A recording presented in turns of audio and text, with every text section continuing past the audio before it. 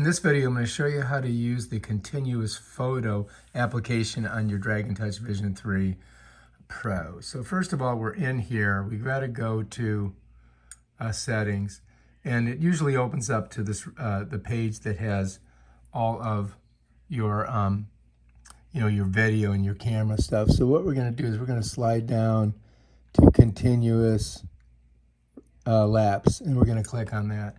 So what this does is you can change the time.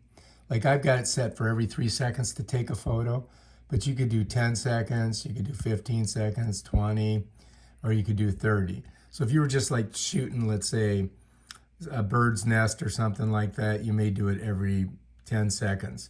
But I'm going to leave it on 3 seconds right here because I think that that's the best, especially if I'm shooting from my surfboard. So then if I'm cool with that, I just hit that.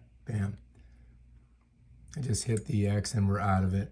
And then if you want to go to continuous shooting, you go here and it'll say continuous down here.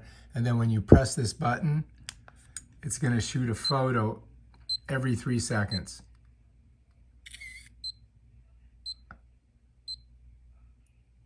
And you can see the actuations going through.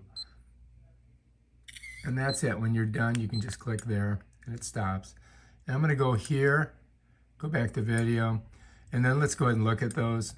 And we can get rid of them by just clicking here, because I'm not going to keep those pictures. No file, and we're ready to go. And that's how you do the continuous photo application on your DragonTouch Vision 3 Pro. Peace out.